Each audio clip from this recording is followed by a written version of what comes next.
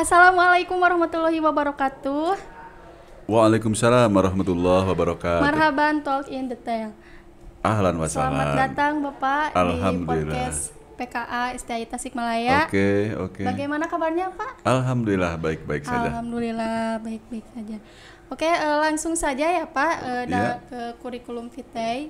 Iya. Nama Kiai Haji Itang Komar SHI MM. Betul. Alamat Jalan Kiai Haji Tubagus Abdullah Gunung Pendai. Iya. Jabatan Kak Prodi HTN Betul. STI Tasikmalaya. Wah. Oke. Terus di dalam pendidikannya di SDN Sukamenah 1 ya. Sukamenak 1. Sukamenah Betul. 1. Terus SMPN 1 Tasikmalaya. Tasikmalaya. Oke, betul. Terus selanjutnya SMA PGRI Tasikmalaya. Tasikmalaya. Itu ngambil jurusan apa tuh Pak di SMA? Biologi. Biologi. Oke. Masya Allah biologi. Saya dulu tuh biologi ke cerita-cerita yang bukan cerita sih, iya biologi Oke. yang kayak yang gitulah. Ilmu biologi. Iya, ilmu hidup. Ilmu hidup nah Tentang itu ya. kehidupan. Iya. Terus pendidikan S1-nya di STI Tasikmalaya. Betul. Oh, di STI di sini Betul apa? di sini, Jurusan apa alumni tuh, Pak? sini. Dulu jurusan Ahwal Sasya. Awal Hukum Sasya. Keluarga Islam. Oh, Masya Allah, iya. Terus S2-nya di Unsil. Betul. Di Unsil. Jurusan apa tuh Pak di Unsil? Itu manajemen. Jurusan manajemen. Oh Oke. iya. Moto hidupnya nikmati apapun anugerah Allah Subhanahu wa Betul, taala. kita Bagaimana nikmati. tuh Pak? Nikmati apapun anugerah Allah Betul. Subhanahu wa taala. Jadi kita harus menikmati. Apapun anugerah Allah Subhanahu wa taala, kesehatan, tentang keilmuan, apapun ya kita nikmati bahwa itu semuanya dari Allah Subhanahu wa taala yang dipersembahkan untuk kita. Nah iya.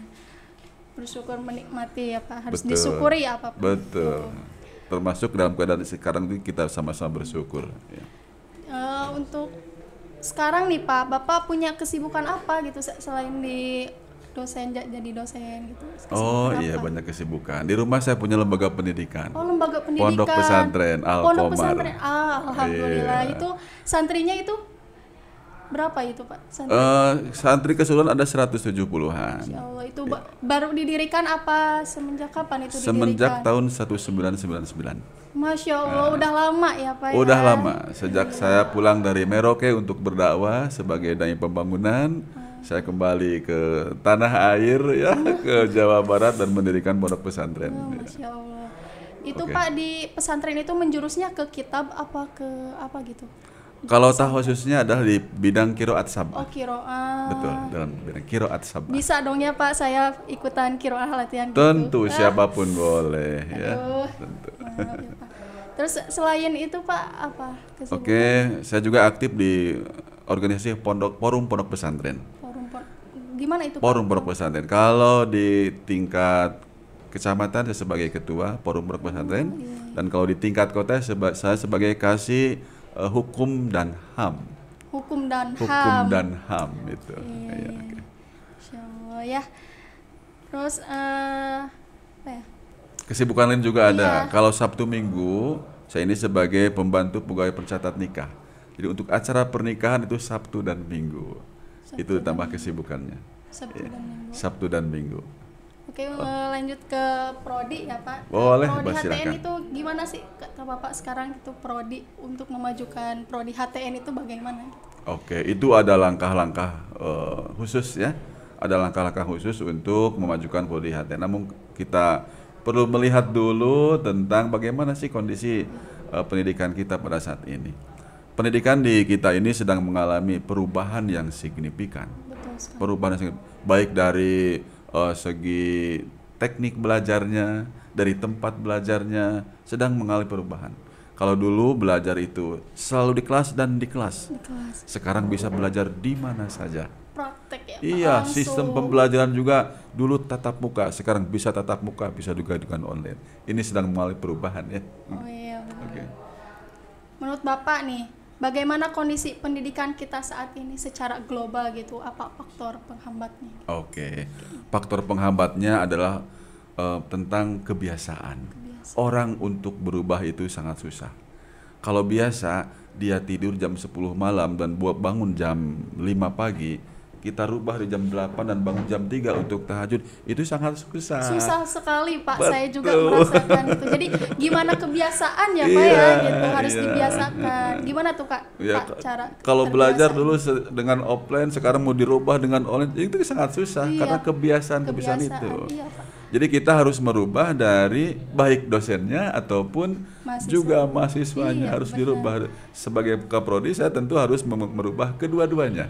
Gimana tuh Pak cara kebiasaan biar terbiasa itu gimana? Ya, kita mulai saja walaupun mereka tidak merasa nyaman, apa yang kita programkan itu kita mulai saja. Ya kadang susah ya Pak ya kalau misalkan Tentu, iya.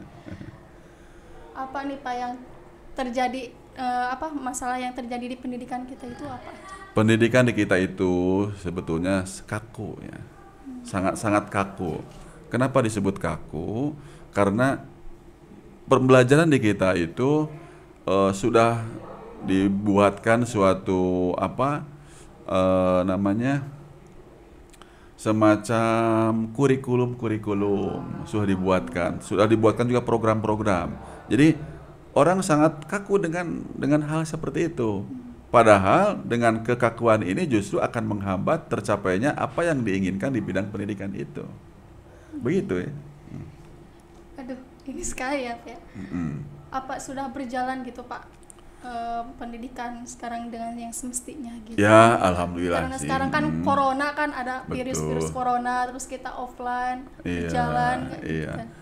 Kita itu apapun yang terjadi, proses pendidikan itu harus tetap berjalan.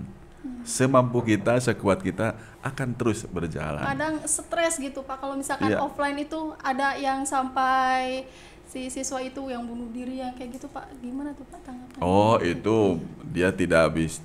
Itu kalau sampai bunuh diri dan lain-lain, itu dia tidak siap dengan perubahan itu. Tidak siap dengan perubahan Kadang itu. stres ya Pak ya. Iya. Kadang sekarang yang offline itu ibu-ibunya nih yang repot gitu untuk Iya. ngurusin anak-anaknya. Iya, betul. Iya, sekarang. Jadi memang semuanya harus siap untuk berubah. Nah untuk selanjutnya nih Pak, Iya. masuk ke dalam jurusan jabatan Kaprodi itu gimana tuh Pak? Apa Bapak sudah nyaman gitu di Prodi HTN apa bagaimana Pak?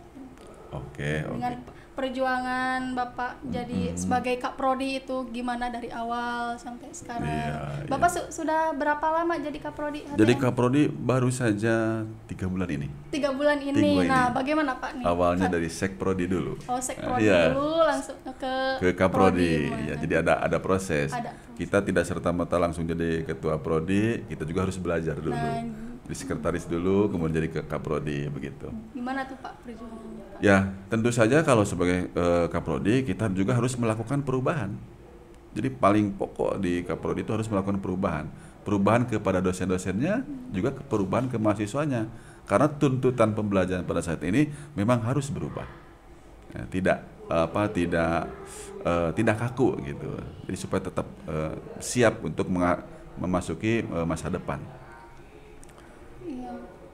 Jadi ya yang jadi Bapak Kaprodi HTN itu gimana gitu Pak? Maksudnya kenapa bisa Bapak gitu yang jadi Kaprodi HTN gitu? Oh, Nah, oke. Kalau itu tidak tahu ya, Oh, otoritas Pak Ketua. Yang penting kita jadi apapun, kita kerahkan tenaga dan kemampuan untuk melakukan pekerjaan dengan sebaik-baiknya. Itu saja. enak gak Pak jadi Kaprodi? Itu tergantung dari sudut pandang ya, soal enak dan tidak enak. Menurut Bapak? Kalau misalkan melihatnya duduk di bawah meja atau di depan meja Kaprodi, kemudian kita ingat kepada gaji, ya pasti tentu enak. Wah, enak ya, ya, Pak. enak itu. Kita tidak usah Iya, panas-panasan dan iya. lain-lain Nah, ya. itu. Nah, tapi kalau kita mengingat pada apa sih tugas saya sebagai Kaprodi, itu sangat berat karena harus bisa merubah semua elemen yang ada di Kaprodi HTN. Tanggung jawabnya besar ya Tanggung Pak jawabnya ya. sangat besar, Iya. apalagi nanti akan diminta di hadapan Allah Subhanahu wa taala. Benar sekali gitu. itu. Nah, harapan atau cita-cita Bapak untuk pendidikan di dalam Prodi HTN itu seperti apa untuk kedepannya? Oke, kedepannya saya berharap bahwa semua orang menyadari pentingnya hukum tata negara itu. pada saat ini kalaulah misalkan prodi HTN kurang laku itu karena mereka tidak tahu ya sungguhnya, tidak tahu pentingnya HTN, tidak tahu pentingnya kita menyadari bahwa hukum itu penting. Karena dalam filsafat hidup, kalau Pak Ketua pernah bilang kita itu dari mana mau ke mana. Kalau di HTN saya bertanya lagi, mau menggunakan jalan apa? Dari mana ke mana itu kan harus memakai jalan. Kalau tadi minallah ilallah, nah sekarang jalannya harus pilih, harus menggunakan jalan yang benar, yaitu jalan Allah Subhanahu wa taala. Nah itu harapannya. Kalau semua orang sudah mengetahui tentang pentingnya memahami tentang hukum-hukum Allah, nah, maka dia akan menyadari juga bahwa oh betul, prodi ini sangat penting adanya. Begitu. Kan kata Bapak sangat penting. Nah, bagaimana pentingnya seberapa pentingnya sih mempelajari HTN gitu? Oke. HTN itu kan refleksi daripada hukum ya. Yang namanya hukum adalah perintah dan larangan. Seseorang kalau berada dalam perintah berarti dia sedang berada pada jalan yang benar. Jalan Shirathul Mustaqim. Kalau dia berada di dalam yang salah, artinya dia sedang ada dalam larangan Allah, berarti dia sedang celaka.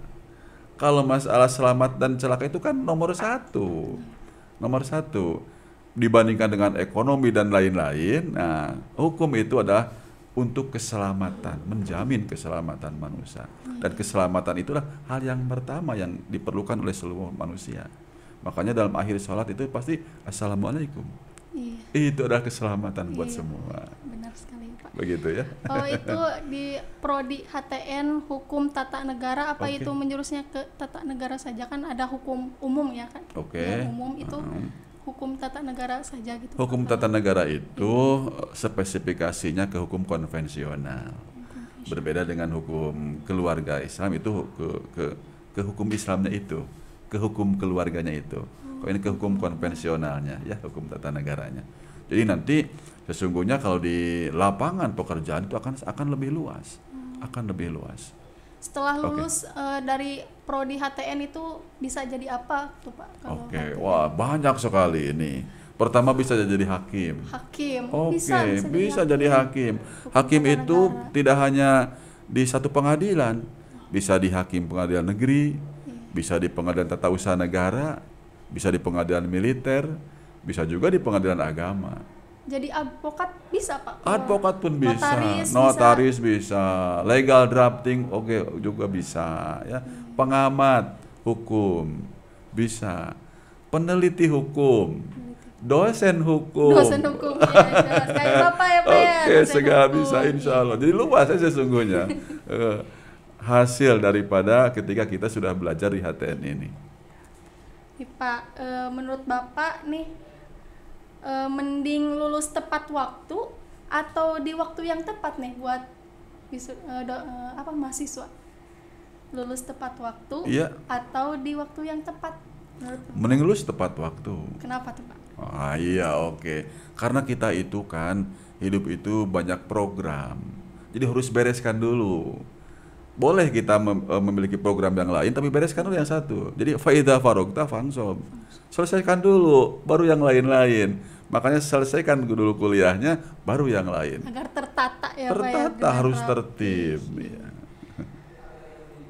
Oke, untuk sekarang nih Pak, apa yang akan Bapak sampaikan untuk akademisi dan promosi kampus gitu?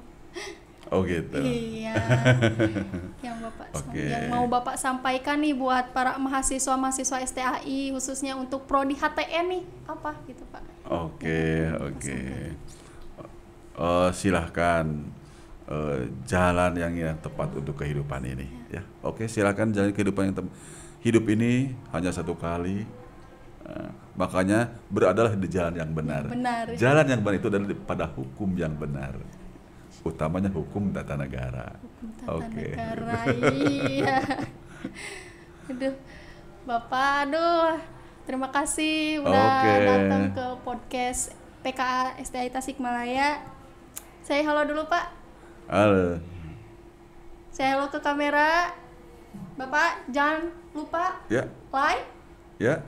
like, komen, share, dan subscribe. Iya.